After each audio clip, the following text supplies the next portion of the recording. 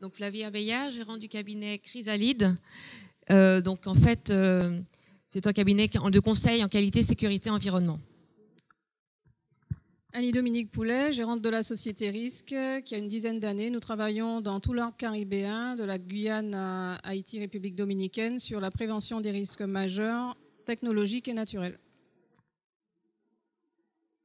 Alors, l'ensemble des risques que nous couvrons, ce sont, comme je disais, des risques naturels qu'on peut prévoir, comme les cyclones, comme des épisodes météorologiques ou comme d'autres situations. Par contre, le séisme, sa soudaineté définit par elle-même cet événement. Nous verrons ça dans un prochain séminaire.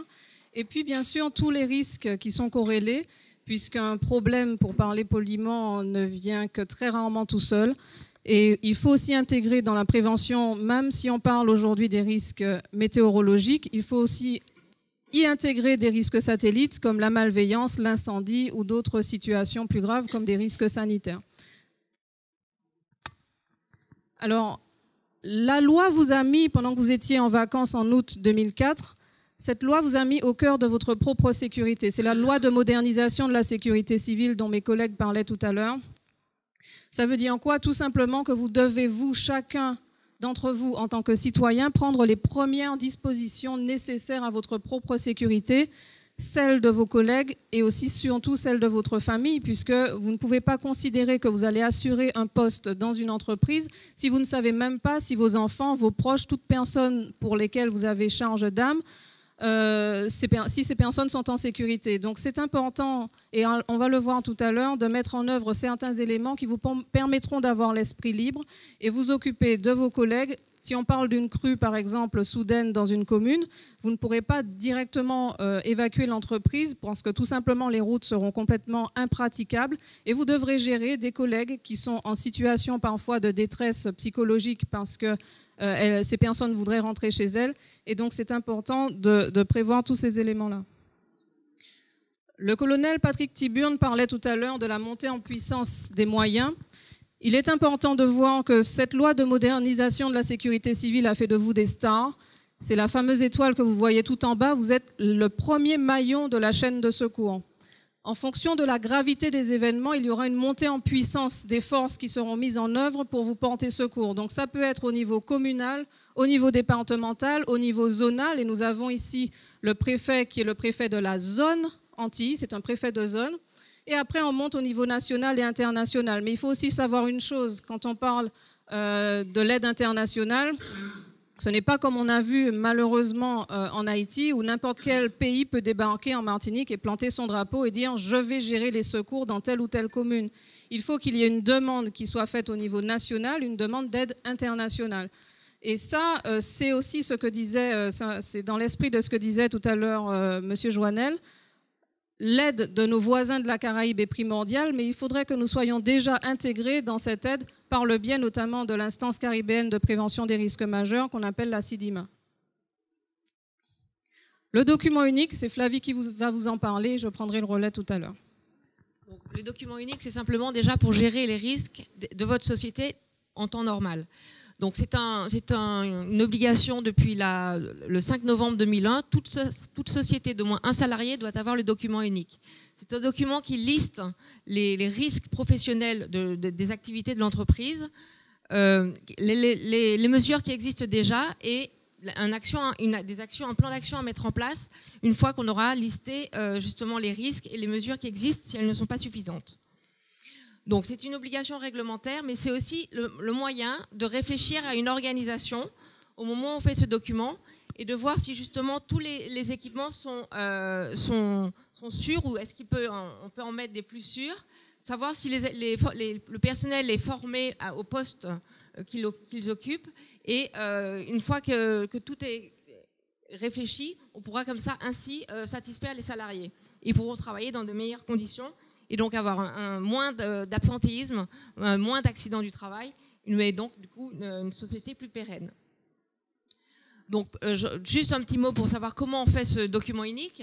La démarche est déjà d'essayer de faire par les cinquièmes, donc déjà au niveau généralité, voir un petit peu pour toutes les sociétés, essayer de voir la réglementation. Elle vous oblige à faire des vérifications de vos installations électriques tous les ans. Elle vous oblige à avoir un système de lutte contre le feu et à les faire vérifier tous les ans, à former votre personnel justement à savoir la lutte contre le feu, à essayer de former votre personnel à évacuer, comment évacuer, donc avoir des plans d'évacuation et à faire des exercices d'évacuation en cas justement d'incendie ou de séisme.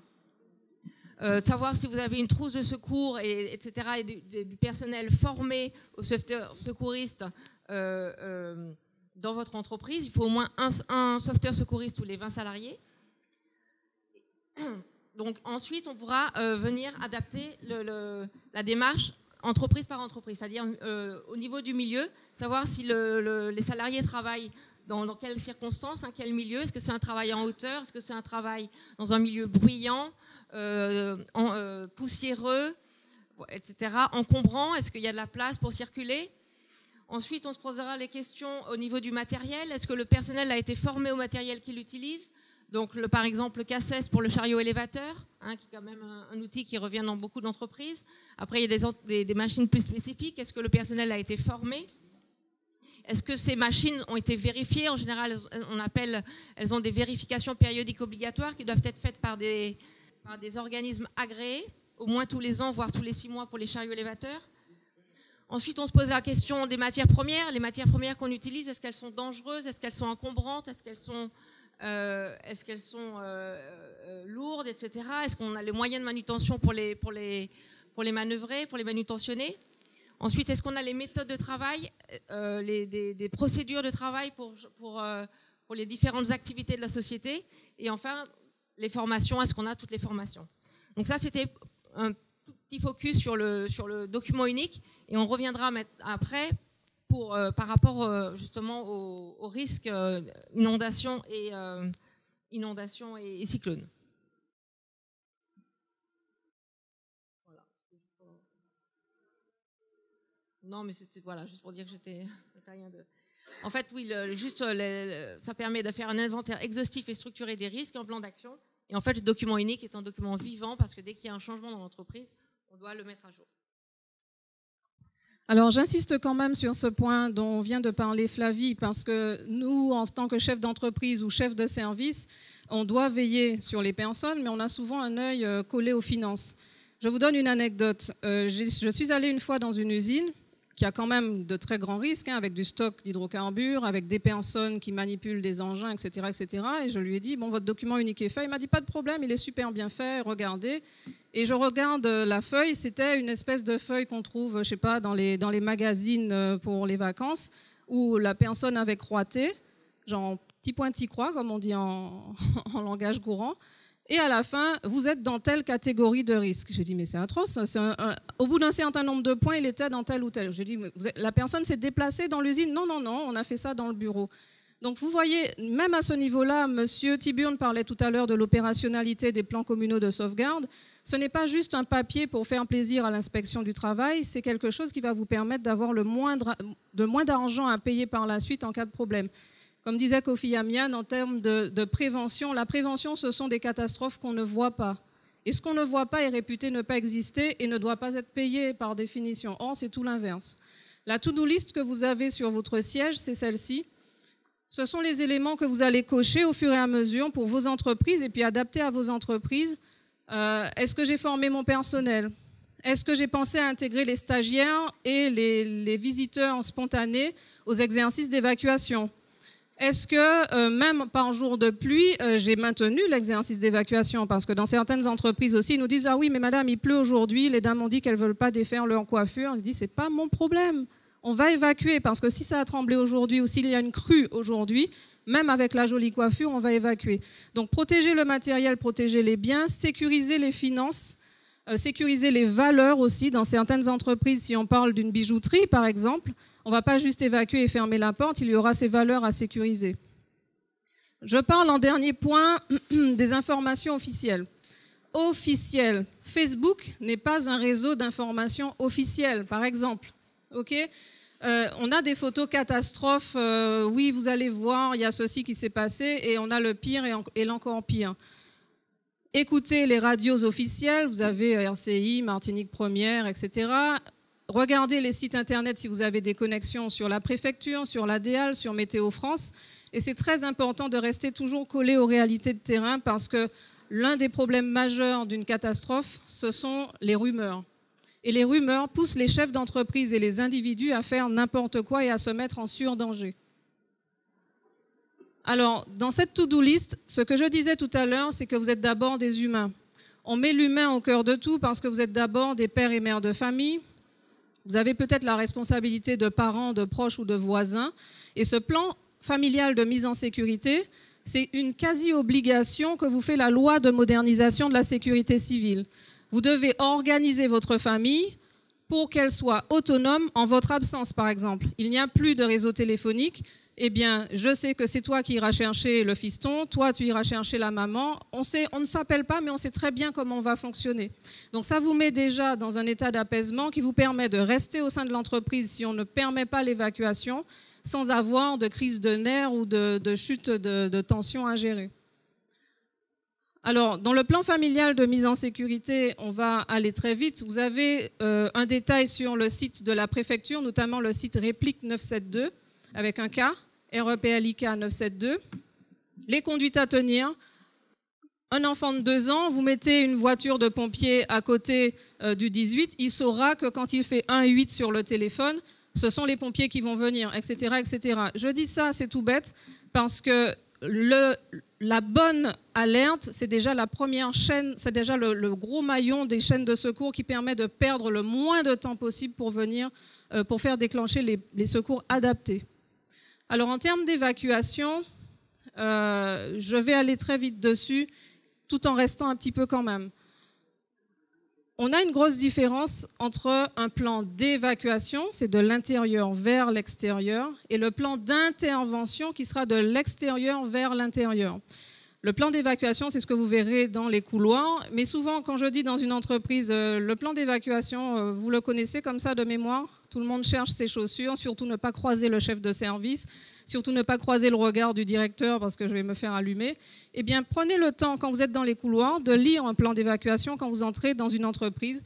Même les stagiaires doivent le savoir. Alors, j'insiste sur les stagiaires parce que souvent on se dit, bon, allez, on a un petit stagiaire de 3e, il est là que pour 1 semaine, il est là à coller des timbres, il nous suit un peu partout, c'est pratique.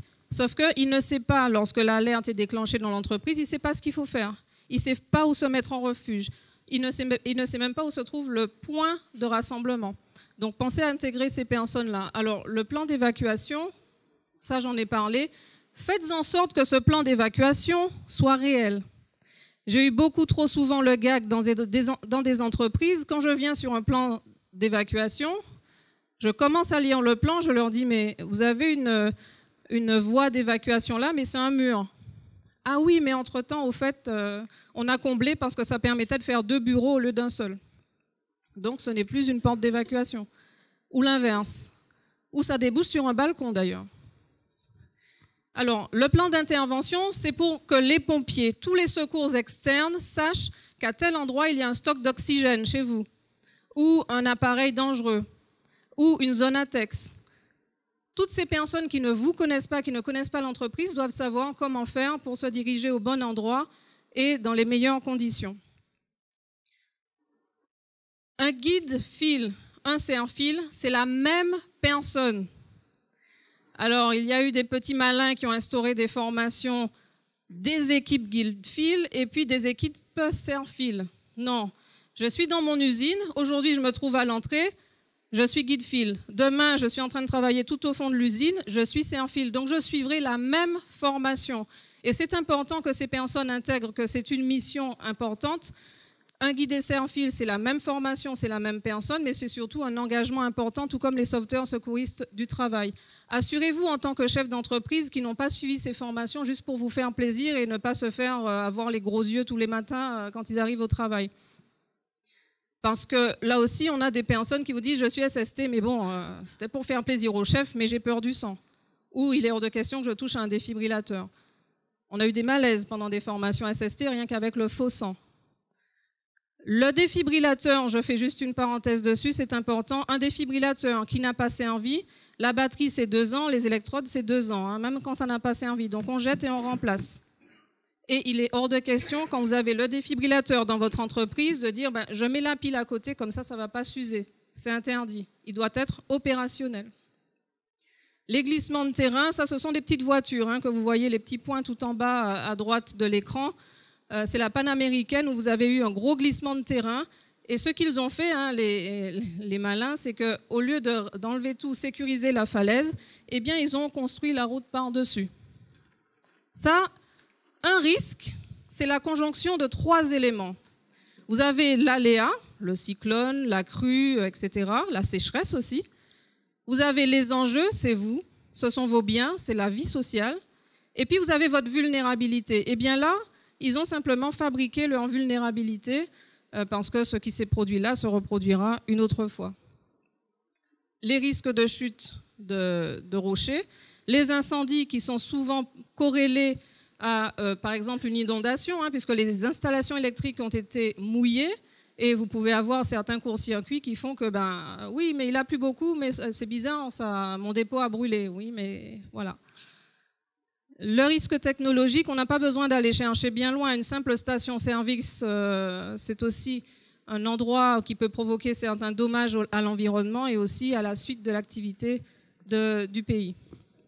Alors l'eau, que l'eau nous tombe dessus par trombe ou qu'elle disparaisse totalement pendant une période de sécheresse, ça reste un enjeu majeur.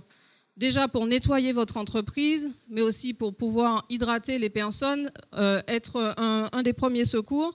Donc l'eau reste toujours un enjeu majeur. Donc on a des tonnes d'eau qui nous tombent dessus sans impôt, autant en profiter, stockez-la dans vos entreprises, vous avez des réserves, si vous avez l'espace, il faut en profiter. Alors les réserves incendie, là aussi, il y a désinfection de l'eau, là c'est plutôt pour l'après. Les kits d'urgence, c'est pas nous qui les avons inventés. Ça fait près d'une vingtaine d'années que la préfecture demande aux gens de fabriquer des kits d'urgence pour être autonomes. Autonome, c'est quoi? C'est rester 72 heures sans avoir besoin de qui que ce soit pour manger, pour se secourir, pour s'alimenter, pour s'hydrater, pour s'éclairer. 72 heures, c'est ce qu'on appelle la phase de désorganisation des secours. C'est la phase pendant laquelle, je suis sapeur-pompier, mais je suis papa avant tout, eh bien, je devrais m'occuper de ma famille. Je suis d'astreinte, mais je vais m'occuper d'abord des crèches, des EHPAD, des hôpitaux, avant d'aller m'occuper de nettoyer le sol dans le dépôt, par exemple. Donc, ces 72 heures-là, vous avez des différents types de kits d'intervention, des kits de groupe que vous allez faire vivre, notamment avec la trousse de premier secours. Une trousse de premier secours que vous allez adapter aux risques que vous avez dans votre entreprise. Notamment, vous demandez conseil au médecin du travail qui va vous dire, par exemple, une trousse de secours, on n'y rajoute pas du paracétamol, par exemple. On ne rajoute pas de désinfectant iodé. On ne rajoute pas ce qui nous concerne nous, mais qui ne concerne pas les autres. Tout ce qui est collectif ne doit rien avoir d'individuel. Ça va sans dire, mais c'est souvent des choses que je vois et qui sont quand même très graves, parce que ça engage votre responsabilité médico-légale. J'ai une simple grippe, je vais dans la trousse de secours de mon employeur. Ah, chic, il y a une boîte de paracétamol. J'en mange une, je fais une dégranulation des mastocytes et puis voilà, je me retrouve avec des plaques sur tout le corps. Je dis, c'est la faute de mon chef, mettez-le en justice. Donc vous voyez, un simple petit comprimé qu'on trouve banal peut vous mettre aussi dans des grandes difficultés financières. En termes de soutien psychologique, pensez à cela aussi. Je prends toujours l'exemple pour les risques météorologiques des crues, parce que c'est ce qui est le plus soudain. Un cyclone, on le voit venir, et puis les gens ont quand même le temps d'évacuer l'entreprise avant de se retrouver en difficulté. Par contre, lorsque dans l'entreprise, vous devez gérer non seulement vos salariés qui sont coincés à cause du mauvais temps, mais aussi leurs enfants, peut-être que ce jour-là, c'était mercredi, et qu'un tel a décidé de faire son gamin venir dans votre boîte ce jour-là. Sachez toujours... Ça, c'est après un séisme. C'est une photo réelle qui a été prise à L'Aquila, en Italie, dans la région des Abruzzes, où on a fait venir des clowns, des jongleurs, des acteurs, parce qu'on a toujours un adage en termes de sécurité civile. Un enfant qui est trop calme, c'est un enfant qui est en danger. Le travail des enfants, et là je serai vulgaire, c'est de vous tourmenter, c'est de vous emmerder. Même si vous faites un massage cardiaque et qu'il chante bateau sur l'eau, c'est pas grave, laissez-le chanter, laissez-le vous demander pourquoi ci, pourquoi ça. C'est son travail d'enfant. Là, la réponse des adultes n'était pas suffisamment adaptée, donc on a fait des personnes venir pour le soutien psychologique aussi des enfants. Et surtout dans les établissements recevant du public, vous avez des administrés ou des personnes ou des clients qui vont venir avec des enfants en bas âge. Et ça, c'est dès qu'ils passent la porte de votre entreprise, ils sont sous votre responsabilité. La signalisation, ça peut être la signalisation au niveau auditif. Donc les sifflets, vous en mettez sur le porte-clés, sachez, monsieur, je suis là, donc j'ai sifflé, vous savez que je suis là. Et puis la nuit, vous faites des petits signaux. Si vous êtes coincé dans votre entreprise, heureusement ici, c'est pas trop le cas comme en France où on se retrouve au milieu d'un grand lac debout sur le toit. Les signaux lumineux, là vous avez des barres chimioluminescentes. C'est important dans les zones à atmosphère explosive. Puisque vous pouvez vous éclairer sans risque d'explosion. L'alimentation, passez dessus, mais si on parle de l'eau, une simple bouteille d'eau dans le sac, dans le bureau, sous les bureaux, partout, et puis des éléments alimentaires, d'alimentation courante ou d'alimentation spécifique. Et en termes d'inondation, vous avez notamment dans les zones industrielles, où souvent on se retrouve avec la même situation de zone où il y a une montée des eaux. Si je prends par exemple Rivière-Roche, où là, on n'arrive pas à fédérer les commerçants pour qu'ils puissent prendre des premières dispositions pour éviter ces inondations récurrentes. Tout ce qui est récurrent, tout ce qui est certain d'arriver est difficile à assurer, voire même inassurable, puisqu'on sait que de toute façon, vous aurez des sous à demander. Donc les barrages anti-inondation, ça c'est un exercice qui avait été fait. Regardez, vous avez quasiment une piscine là et à côté, l'herbe est sèche. Sur des prévention individuelle, vous avez des barrages que vous pouvez mettre au niveau des portes de vos entreprises. Là, ce sont au moins des ordinateurs que vous n'aurez pas à remplacer, des soucis que vous n'aurez pas à gérer. Et surtout, quand on est dans des zones avec de la boue, les odeurs et le côté hygiénique qui est quand même altéré. Flavie, tu voulais parler des formations ? Alors, les formations, ce sont des formations à chaque fois qui vont découler notamment de votre document unique dont Flavie a parlé. Les sauveteurs secouristes du travail, des sauveteurs recyclés, des sauveteurs volontaires, des sauveteurs actifs, parce que M. Tiburn vous disait tout à l'heure, vous vous appuierez sur moi, mais je m'appuierai sur vous aussi. Si vous pouvez mettre en avant l'implication de votre entreprise dans la démarche globale de sécurité de votre pays, c'est déjà une première image de prévention que vous aurez vraiment gagnée et mise en avant. Donc, là aussi, les gestes et postures, ça va de soi quand on est en poste, mais même quand on fait du secours, mais aussi la sensibilisation au stress post-traumatique, la désensibilisation au stress post-traumatique qui se fait par exemple avec des psychologues. Là, c'est sur une vision globale de ce que nous proposons avec Flavie en termes de formation, en termes d'audit, en termes de conseils, parce que vaut mieux faire avant ce qu'on ne veut pas payer après. Voilà. Donc je crois que je suis allée au pas de charge et j'ai essayé de faire extrêmement vite.